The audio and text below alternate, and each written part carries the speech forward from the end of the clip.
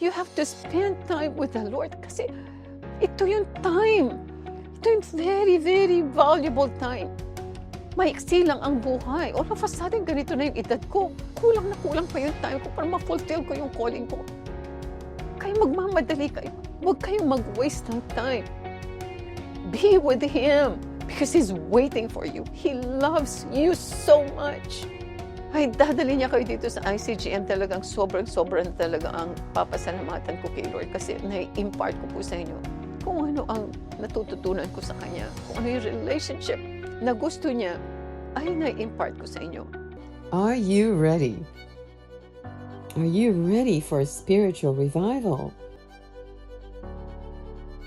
For healing miracles in your life? For blessings and financial breakthroughs? Are you ready for a deeper relationship with God? Welcome to our program, Living the Blessing by Terry Chang Ministries.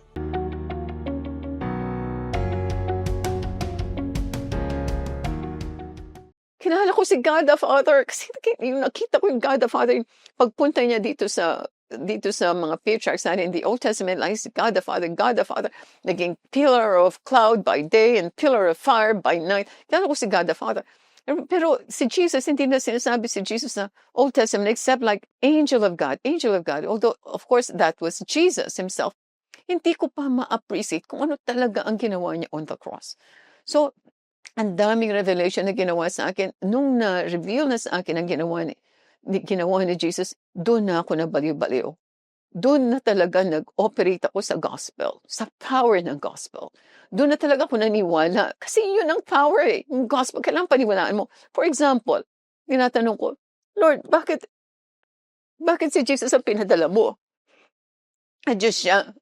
Tingnan mo, nasa heaven siya. Privileges sa heaven. Can you imagine? He owns the entire universe. He was the one who created the entire universe with God the Father and with the Holy Spirit. Tapos, mamaya, magiging tao siya dito. I mean, siya naglalang sa atin lahat. How many people in the population right now? Mga 8 billion people.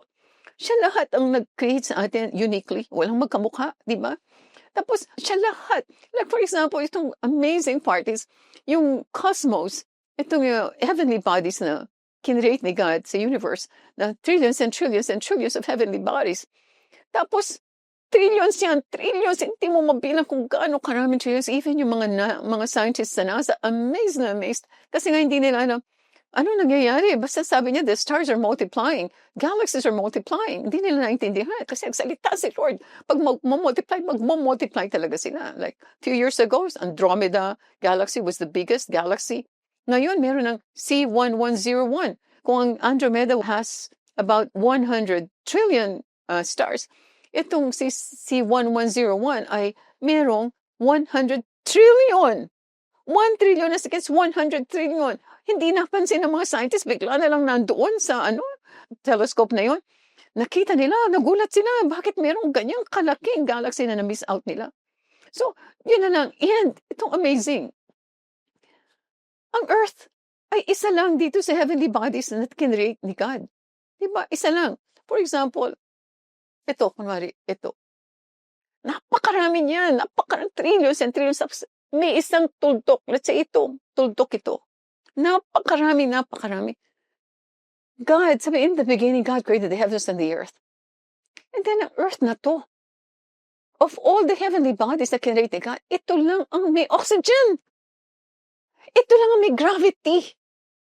Ito ay kompleto. Nasa perfect distance from the sun. Kasi kung ikaw ay Mercury, matutunaw ka kaagad. Kasi it's the closest to the sun. Walang magsusurvive doon, mamatay ka kaagad. O yung Pluto, it's the coldest place. Kasi pinakamalayo siya. Pero on Earth is perfect. Nandun sa tamang-tamang pwesto. Sa tamang-tamang position. Gosh. Tapos, hindi naglulutang-lutang ang mga tao kasi like makikita natin mga astronauts. Pupunta sila sa outer space at sila magsusuot ng outfit pero tapos sila lumulutang-lutang sila doon. Wala mang oxygen, meron silang oxygen tank. Di ba?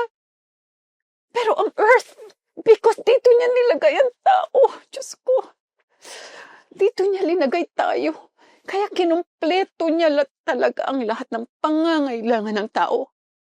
At the most amazing part, ginawa niya akong anak. Diyos ko, itong Diyos na pagkalaki-laking ito. Ginawa niya akong anak. Gusto niyang magkapamilya sa akin. Gusto niyang mahalin ko siya dahil mahal na mahal niya ako. Di ba yan ang ginagawa ni God? Mamahalin niya, ibubuhos ang pagmamahal sa anak niya para magka-repentance itong kanyang mga anak. Can you imagine? Hindi, dapat talagang ganyan kayo mag-isip kasi pag ganyan kayo mag-isip, napakadali ng mga miracles and signs and wonders na yan. Anak ka ng Diyos. You have all the privileges as the Son of God.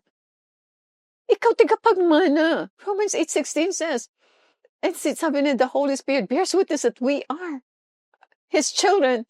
And if children, then heirs of God and joint heirs with Christ. Joint heirs with Christ. Kung anong meron si Jesus ay meron sa atin. Kung si Jesus may healing sa atin. Kung si Jesus may prosperity, dahil Diyos siya, may prosperity sa atin. Hindi nga lang tayo magiging katulad ni God na mag-create tayo ng universe kasi sabi niya sa Hebrews, by faith, we understand that the worlds were framed by the Word of God so that the things that are seen were not made of things that are visible. Ano ibig sabihin? Kinreate niya ang buong universe na yan. Kinreate niya lahat tayo. Kinreate niya lahat ng bagay dito sa earth without using any raw materials. He simply spoke the word and it was done. He commanded, let there be light. And there was light. Paano nangyari yun? Ginawa niya akong anak. Nakalagay sa Bible from the book of Genesis to the book of Revelation. Kung ano ang magiging role ni Jesus dito through His death and resurrection, magmamanifest lahat ang plano niya sa tao, ang plano niya sa kaharian niya, na part of this kingdom. So, anyway, balik tayo sa question ko kay God the Father. Father, bakit si Jesus? Diyos ko, napakalaking Diyos. Kinrate niya lahat. Yung kinuwento ko sa inyo, kinuwento ko pa sa kay God the Father, kinuwento ko, napakalaki niya, Lord. Kawawa naman siya. Bakit siya nagdusa? Tapos kami hindi naman worthy. Hindi naman kami worthy of His death kasi hindi man namin na-appreciate. Kakasala pa rin kaming walang tigil. Tapos sabi niya sa akin, bakit Lord? Hindi na lang, angel lang pinadala mo. Tapos sabi niya, kasi ang angel walang dugo, anak.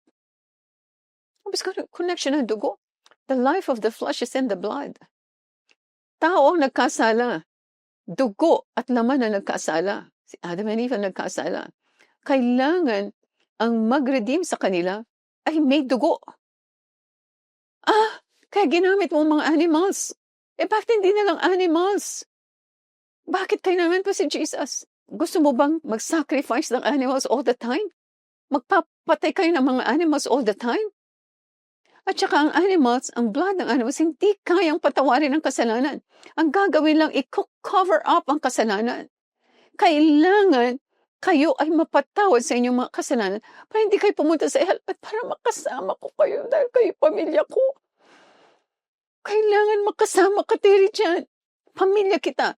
Yung point na yun na sinabi niya, kailangan masave ako. Of course, na-save na ako. Kinukwento lang niya sa akin kung bakit gusto niya talaga, mga nila lang niya masave lahat yan. And that is why we have to preach the gospel. That's why nandito ang TCM. Ganun ba, Lord? So, wala namang tao, sabi niya na, qualified. Kasi lahat kayo may kasalanan dahil na-inherit niyo kay Adam and Eve ang kasalanan. So, ang ginawa ko, kukuha ko ng isang sinless na tao. Walang qualified sa inyo. Ano gagawin ko? Iti anak ko. Tinanong ko si Jesus. Sabi niya, okay daw kasi mahal na mahal kayo. Kasi He was with me from creation. Kinrate niya tayo even from the foundation of the world. Nakita na niya kasi He's God. Nakikita niya lahat. Wala siyang hindi nakikita. Wala siyang hindi alam. Omniscient, omnipotent, omnipresent God. Pagkatapos anong ginawa niya? Pinadala niya si Jesus. So, naging tao. No, may question dito. There's a lot of argument about itong ni Jesus na hindi naman daw siya God kasi ano siya, tao kasi nanggaling kay Virgin Mother at conceived by the Holy Spirit nga lang. Pero alam mo, I did a research on this. At itong nalaman ko kasi sabi ni Lord sa akin, alam mo anak, kasi sabi ko, Lord, si Virgin Mother, nagkasala din yan eh. Pero si Jesus nanggaling kay Virgin Mother. Paano di may kasalanan din si Jesus? Paano kami niya masisave? May kasalanan si Jesus. Galing yan kay Virgin Mother. Ang dugo niya, nananalitay sa dugo ni Jesus. Sabi niya sa akin ni God, no, that's not true, anak. You do your research. Tumingin ako ngayon sa research. At that time, wala pang mga cellphone, wala pang mga Google Chrome or whatever. So tingin pa ako, hanap ako ng mga libro kung saan ako. Nagtanong-tanong ako talaga. Ito yung nalaman ko, sabi niya, science tells us that the blood of the fetus and the blood of the mother do not mix. Can you imagine? Diyos ko, alam mo, na-resolve talaga yung issues ko na si Jesus talaga ay masisave talaga niya ang buong kamunduhan na ito. Kasi hindi pala nagmimix. Ito science. You can ask any doctor, you can ask any scientist. The blood of the fetus yung bata, yung baby, nasa loob ng placenta, connected sa mother through the umbilical cord. Tama? So, ang blood ng mother, sabi niya, do not mix with the baby. However, the fetus receives oxygen and nutrients from the mother's blood through the placenta. So, ibig sabihin, yung blood ang magkikerry ng nutrients para sa baby, para mag-survive ang baby, is the blood. Kaya yung blood, hindi lumalampas sa placenta. Hindi pumapasok yung blood. Yung nutrients lang nitong blood, kasi it's the blood that carries the nutrients in the body. Kaya nga, pag diabetic ka, bigla ka magkakasakit, itong paa mo, biglang nasugat, tapos magra-rot na yan, magkakaroon ka ng gangrene, because walang oxygen na pumupunta dun sa paa na yun. Kasi diabetic ka. Kasi nahihirapan ng yung pancreas to produce the right amount of enzymes para tulungan itong oxygen na mag-flow dun sa iyong paang may sakit. Ganyan na nangyayari dyan. Ang blood ang naglalagay ng nutrients sa buong katawan. But not with the baby. Kasi pala, yung dugo ng mother ay hindi pumupunta dito sa baby. Yung placenta parang finifilter. Ang mga nutrients lang ang pupunta sa baby. Kaya, and conceived by the Holy Spirit. Diyos ko, nung nalaman ko yun, talagang nakabaliw-baliw na talaga ako dito sa cross, the crucifixion. Kaya lagi kong binabanggit. Kaya talaga itong gospel na to talaga. Kung pwede, hindi na ako makahintay talagang makasama si God the Father si Jesus, Holy Spirit talagang dito sa holy place, dito sa Holy of Holies, yung saan tayo nakakapasok, diba? Meron sa tabernacle, meron the Holy of Holies, may holy place, tapos dito sa kung saan sila nag-hold ng sacrifice sa outer court. Pero yung Holy of Holies ay separated siya, diba? Makakapasok lang yan ang high priest. Tapos ang high priest, kailangan na sanctify yan. Talagang nag-sacrifice sila ng dugo. Kailangan na anoint siya, talagang etc. Kasi pag pumasok siya dito sa Holy of Holies na makasalanan siya, matutumba lang siya, mamatay siya on the spot. Kaya meron siyang chain. Ihilahin nila ngayon yung chain na yun para makalabas. Kasi nobody is allowed to enter the Holy of Holies. Tapos ngayon, ako nakakapasok sa Holy of Holies. Anytime. Noon, tingnan mo, high priest lang ang makapasok. Ngayon, anytime. Nakakapasok ako. Hindi ba privilege yun? Tapos hindi natin take advantage yan. Naghihintay si God the Father. Hintay si Jesus. Naghihintay yung Holy Spirit. Hindi natin tinitake advantage yan. Ang mahalaga sa atin, itong mundane life na to, itong buhay na to, na that lang yan sa eternal life na pinangako niya, na ang pagbabasihan ng lahat ng rewards doon sa heaven ay ang ginawa mo dito sa earth. Anong ginagawa mo ngayon dito sa earth? Anong ginagawa mo? Nagte-text? Ha? Ginagawa mo ba? Nanonood ka ng mga Korean? Okay naman. Konti-konti. Hindi naman yung talagang magbe-binge watching ka. You have to spend time with the Lord kasi ito yung time. Ito yung very, very valuable time. Maiksi lang ang buhay. All of a sudden, ganito na yung edad ko. Kulang na kulang pa yung time ko para ma-fulfill ko yung calling ko. Kaya magmamadali kayo. Huwag kayong mag-waste ng time. Be with Him because He's waiting for you. He loves you so much. Ay, dadali niya kayo dito sa ICGM. Talagang sobrang talaga ang papasalamatan ko kay Lord kasi na-impart ko po sa inyo kung ano ang natututunan ko sa Kanya. Kung ano yung relationship na gusto niya ay na-impart ko sa inyo. Sabi niya, waste products from the fetus are also transferred back to the mother's blood through the same pathway. So, may waste product ang baby pala nagpupup din yan, nag-urinate din yan. Pero lalabas yan sa placenta through the umbilical cord, pupunta sa dugo ng tao. Kaya lang ang dugo naman na-filter. Filter yan ng liver. Diba? So talagang, grabe, dito lang sa, kung paano dinesign ni God ang katawan, na pwede siyang ma-heal by itself, on its own, diba? Pag hindi mo lang abusuhin ang katawan mo, ma-heal siya on its own. Ay, naku. So anyway, Galatians 3:13 says, Christ has redeemed us from the curse of the law, having become a curse for us. Diba? Revelation 1:18, I am he who lives and was dead, and behold, I am alive forevermore. Amen, and I have the keys of Hades and of death. So, binanggit lang ito sa akin ni Lord na i-emphasize mo sa kanila na I hold the keys. And I don't know kung anong reason bakit gusto ni Lord na ma-emphasize ito. Sabi niya, I have the keys of Hades and of death. So, nung si Jesus namatay on the cross, namatay siya sa hell. Ito yung one of the biggest revelations na nakuha ko sa resurrection power. Na pinigil ng trillions, gaano karami yung mga demonyo yan, I'm sure there are so many of them, pinigil nila ang resurrection ni Jesus. At hindi nila inapigil ito. So with that, si Jesus ay nagwagi, nagkaroon ng victory. He came out of hell holding the keys of death and Hades. Ano yung Hades? It's hell. Anong death? Mamamatay ang tao. Ibig sabihin damnation. Pupunta sa hell. Ibig sabihin forever and ever nasa hell ka. Ang purpose ni Jesus, hawak-hawak niya itong dalawang susi na ito.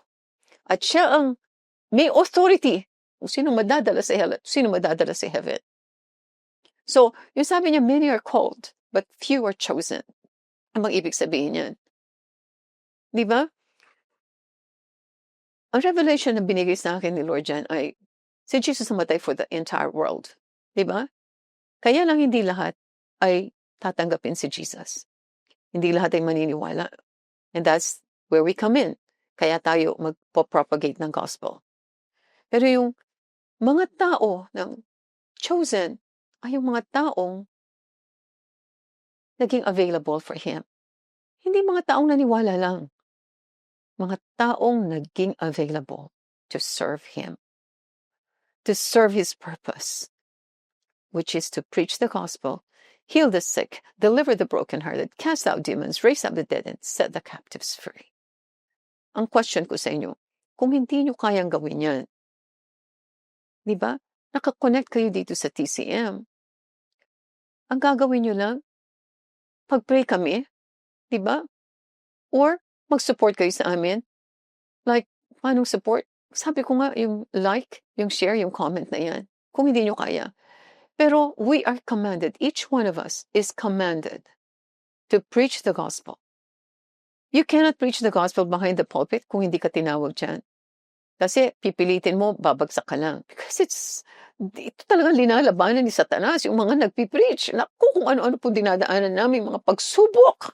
Naku, talagang kung mahina-hina ka, at wala kang relationship kay God, bibigay ka ng mabilis. Ang ganyan nangyayari. Nung nagka-pandemic, hundreds of thousands of churches closed shop, nagsarado. Nangamatay ang mga pastors, pati mga pastors' wives, ang dami-daming namatay. Mga people that I even know. Pero ang point dito is, pwede kang mag-preach ng gospel sa asawa mo. Pwede kang mag-preach ng gospel sa mga anak mo. Sa community mo. O sa work area mo. Sa boss mo. Sa colleagues mo. And that is work. Doon ka dinala ni Lord. So doon ka.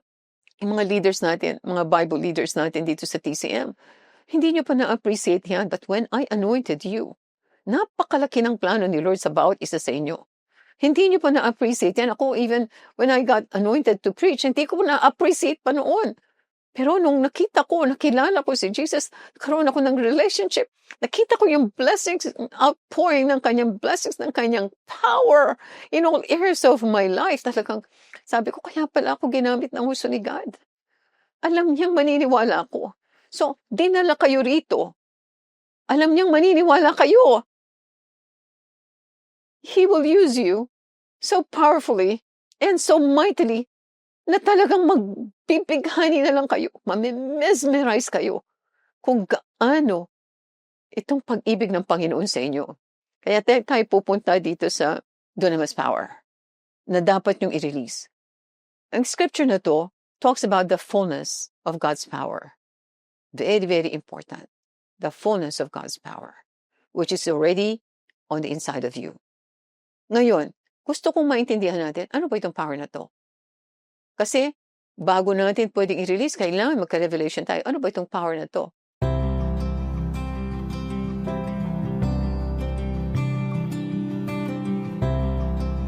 Sa mga nais pong sumulat, magbigay ng testimony, or may prayer request, isa pong malaking karangalan na kami makapaglingkod sa inyo. Kayo po ay maaaring pumunta sa aming website sa www.terrychang.org. Inuulit ko po, www.terrychang.org. Maraming salamat po. Hi, si Pastora Terry Chang po ito. Nawa po ay na-bless kayo sa mensahe ng Panginoon para sa araw na ito dito sa aming programang Living the Blessing ng Terry Chang Ministries. Ang sabi po sa John 8:32, "You shall know the truth, and the truth shall set you free." Kung gusto mo ng kalayaan, tatanggapin mo si Jesus at ililid kita dito sa prayer na to. Your life will never be the same again. Dadaloy ang kanyang buhay, ang kanyang presensya sa lahat ng areas ng iyong buhay. So, ipikit mo ang iyong mga mata kung ikaw ito at ililid kita dito sa prayer. And pray it from the heart as if it is your own. Heavenly Father, patawarin niyo po ako sa lahat ng aking mga kasalanan. Marami pong salamat sa pagpapatawad ninyo. Jesus, kailangan kita. Come into my life and be my Lord and Savior. Holy Spirit, change me, mold me, transform me into that person that you designed and created to be. Amen. Ayan, born-again Christian ka na. Congratulations. Tandaan niyo po, mahal ko kayo at mahal kayo ng Panginoon. God bless you.